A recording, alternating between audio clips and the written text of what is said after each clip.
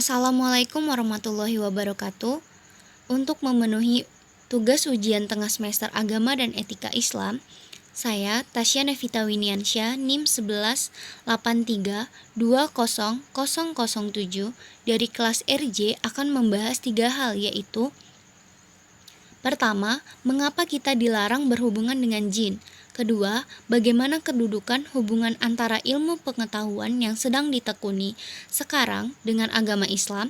Ketiga, bagaimana pendapat mengenai hubungan antara ayat-ayat kauniyah dan ayat-ayat qauliyah? Berikan penjelasan dengan mengambil studi kasus COVID-19.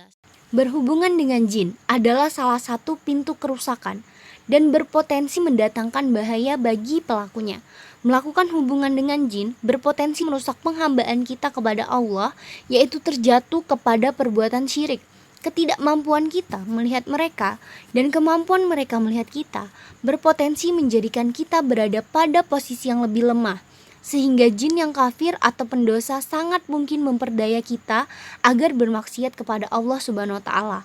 Berhubungan dengan jin tidak mungkin dilakukan kecuali apabila jin itu menghendakinya, dan seringkali ia baru bersedia apabila manusia memenuhi syarat-syarat tertentu.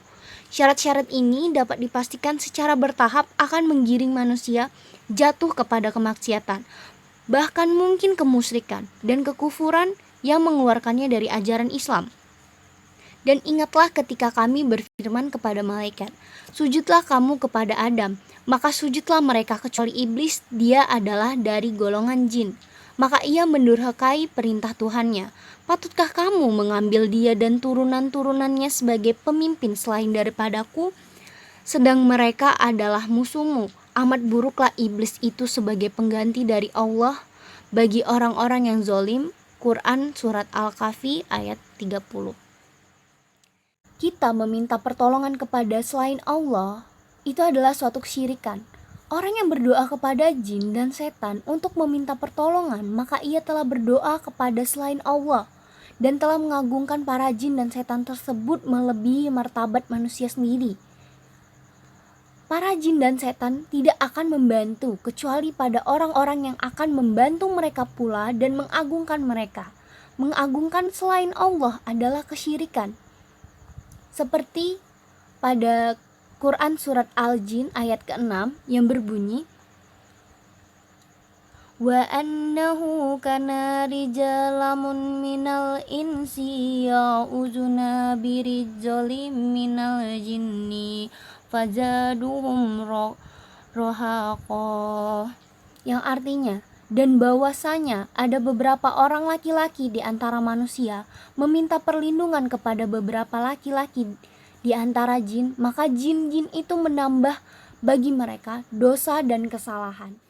Sungguhnya orang-orang yang mempersekutukan sesuatu dengan Allah, maka pasti Allah mengharamkan surga baginya, dan tempatnya ialah neraka. Tidaklah ada bagi orang-orang zalim itu seorang penolong pun. Quran Surat Al-Maidah ayat 72. Sebagaimana dijelaskan dalam Quran Surat Al-Alaq ayat 1-5 yang berbunyi, Iqra bismi rabbikal ladzi khalaq, khalaqal insana min 'alaq, Iqra wa rabbukal akram, allazi 'allama bil qalam, 'allamal insana ma lam ya'lam. Artinya, bacalah dengan menyebut nama Tuhanmu yang menciptakan. Dia telah menciptakan manusia dari segumpal darah. Bacalah, dan Tuhanmu lah yang maha pemurah, yang mengajar manusia dengan perantara kolam. Dia mengajar kepada manusia apa yang tidak diketahuinya. Eksperimen dan pengamatan indrawi. Kedua, lewat akal, yaitu dengan jalan ta'akul, ta'afaku, dan tazakur, merenungkan, memikirkan, memahami, dan mengambil pelajaran. Ketiga, lewat wahyu atau ilham. Kalau dihubungkan dengan apa yang sedang saya tekuni sekarang, yaitu teknik fisika, jelas sangat membutuhkan eksperimen dan pengamatan indrawi. Lalu melakukan pengukuran dengan mengamati seluruh fenomena yang terjadi di alam. Seperti pada Quran Surat Ar-Rahman ayat ke-7, dan Allah telah meninggikan langit dan dia meletakkan neraca. Lalu pada Quran surat Al-Qamar ayat 49 yang berbunyi inna kulla syai'in khalaqnahu biqadar. Sesungguhnya kami menciptakan segala sesuatu menurut ukuran.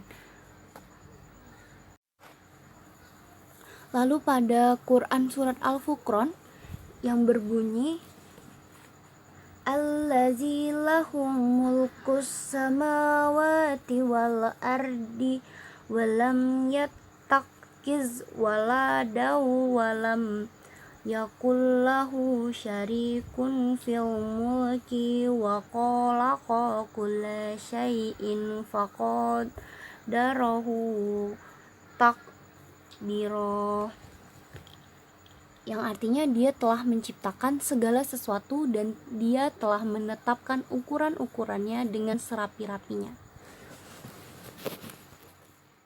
Salah satu contoh ayat kauniyah adalah firman Allah Subhanahu wa taala dalam Quran surat Al-Anbiya ayat 30 yang berbunyi wa alam yaral ladzina kafaru annas samawati wal ardo kanata ratqan fafataqnahum wa ja'alna minal ma'i kulla syai'in hayy afala yu'minun, yang artinya dan apakah orang-orang yang kafir tidak mengetahui bahwasanya langit dan bumi itu keduanya dahulu adalah suatu yang padu, kemudian kami pisahkan antara keduanya, dan dari air kami jadikan segala sesuatu yang hidup, maka mengapakah mereka tiada juga? Dan kami turunkan kepadamu Alkitab Al-Quran untuk menjelaskan segala sesuatu dan petunjuk serta rahmat bagi orang-orang yang berserah diri.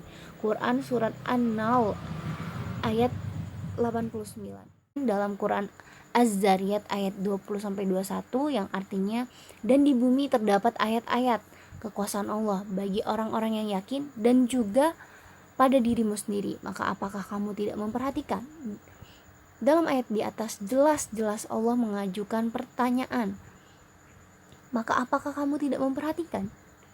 Kalimat yang bernada bertanya ini tidak lain adalah perintah agar kita memperhatikan ayat-ayatnya yang berupa segala yang ada di bumi dan juga ada pada diri kita masing-masing.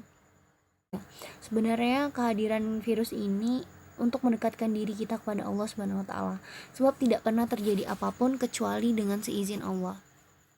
Sebagaimana Allah firmankan, kullu nafsin za'iqatul maut wa nabluukum bisyarri wal khairi fitnah wa ilaina turja'un, yang artinya kami akan menguji kalian dengan keburukan dan kebaikan sebagai cobaan yang sebenar-benarnya dan hanya kepada kamilah kalian dikembalikan. Amin.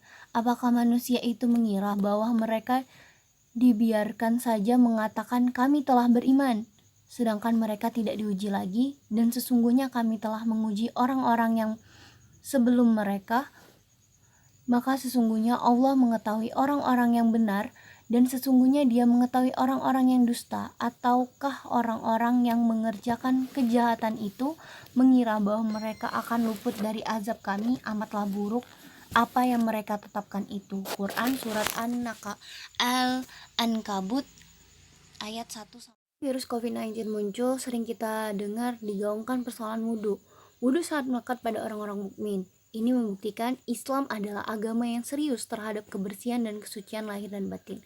Umat Islam diajarkan mandi wajib, mandi sunat, mandi Jumat, dan mandi-mandi lainnya. Islam berbicara tentang kebersihan, kesehatan, dan kebugaran. Sekarang ini semua tenaga medis mensosialisasikan kepada warga untuk mencegah virus COVID-19 dengan menjaga kebersihan. Cuci tangan, pakai sabun, memasang masker, itu adalah bagian dari ikhtiar, kehati-hatian, komitmen kita sebagai umat Islam adalah tidak ada yang membuat kita susah kecuali Allah Subhanahu wa taala sudah menentukannya. Terima kasih. Sekian dari saya. Wabillahi taufiq wal hidayah. Wassalamualaikum warahmatullahi wabarakatuh.